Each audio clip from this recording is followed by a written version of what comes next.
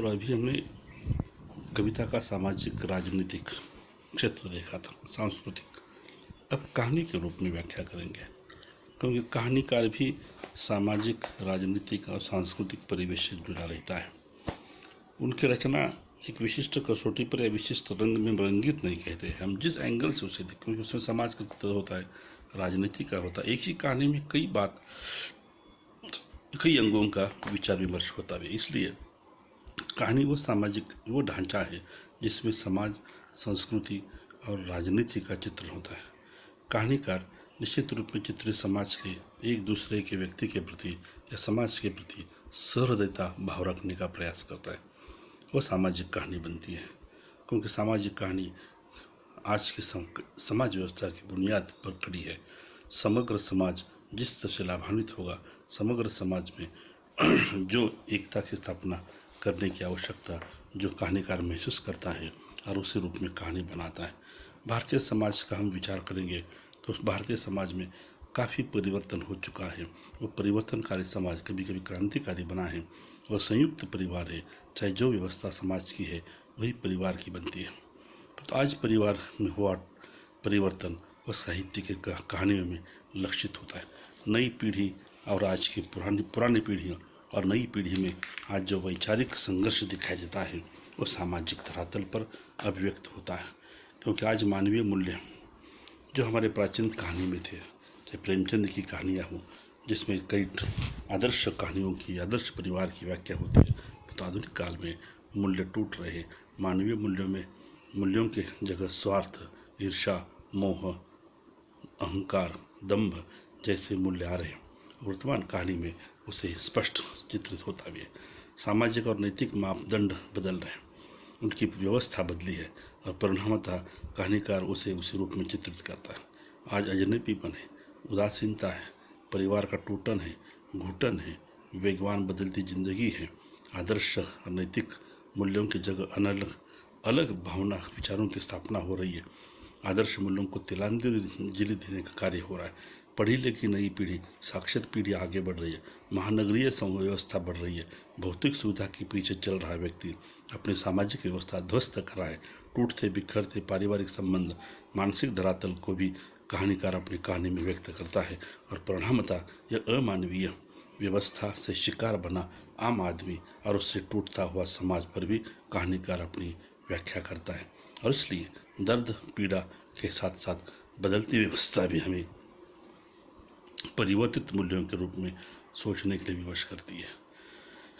कहानीकार भावुक होता है, संवेदनशील ही होता है और इसीलिए अमानवीयता, संवेदनहीनता और नैतिक मूल्यों को तिलांजलि देने घटनाओं को वो अपनी कहानी में व्यक्त करता है।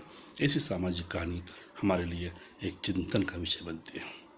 अब दूसरा क्षेत्र छोटा सा राजनीति का भी है। समाज राजनीति से हट नहीं सकता, अलग नहीं हो सकता है। आज हम देखते हैं कि राजनीति के पैतरे बदल रहे हैं।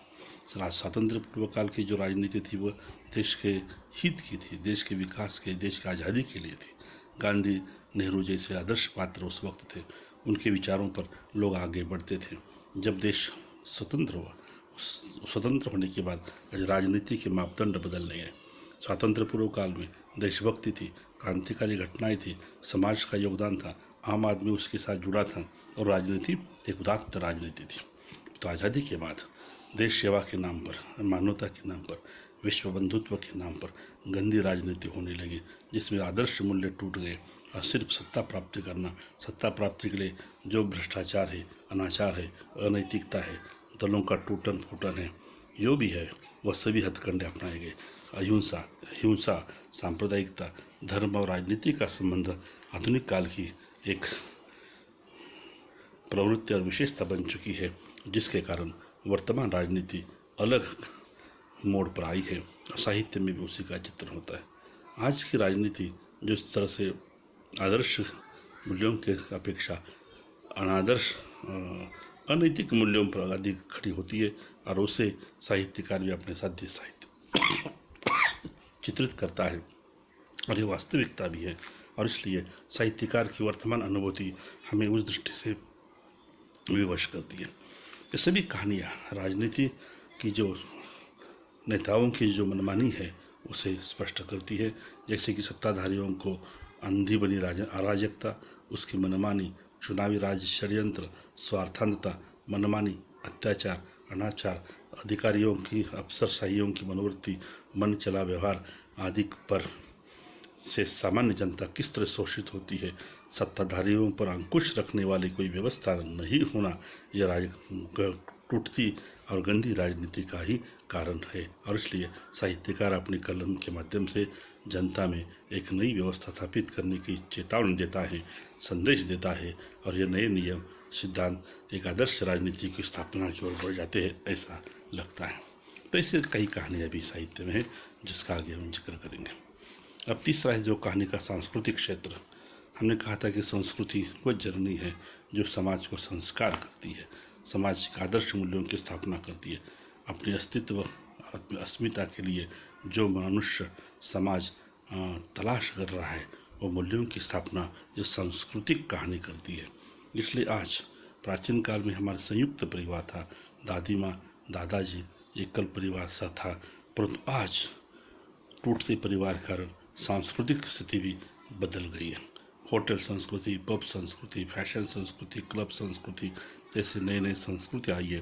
पाश्चात्य सभ्यता और संपर्क के कारण हमारी जो भारतीय संस्कृति की जड़ें ध्वस्त हो रही है। परिणामतः जो टूटती हुई संस्कृति है उसे कहानीकार व्यक्त करता है।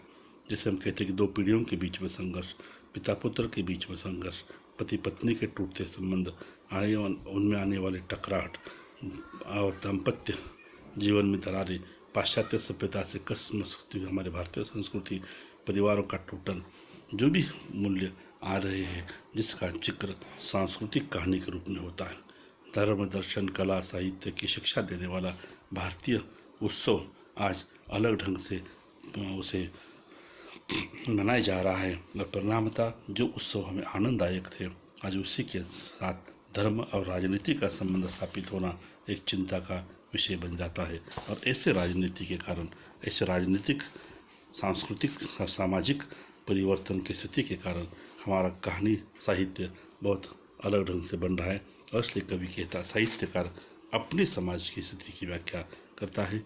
इसलिए कहानी नैतिक मूल्यों की स्थापना, आदर्श समाज की स्थापना, आदर्श राजनीति की स्थापना करने का कार्य करती है। परंतु बदलती हुई व्यवस्था, बदलती मूल्यों की गिरावट, समाज के सामने जो अलग अलग भौतिक साधन आए हैं, जो मन चले साहित्य साधन बन चुके हैं, जिसका आकर्षण बढ़ रहा है, महानगरीय व्यवस्था बढ़ रही है, नारी शिक्षित बन रही है, अपने अधिकार के लिए लड़ रही है, और लड़ने वाले नारी अपने ही अस्तित्व को, अपने ही आदर्श को खो चुकी है। तो परिणामतः ये जड़ें टूटती है, जिसका चित्रण कहानी में हो रहा है। इसलिए सामाजिक, राजनीतिक और सांस्कृतिक कहानी का परिवेश इस दृष्टि से एक चिंता का विषय है।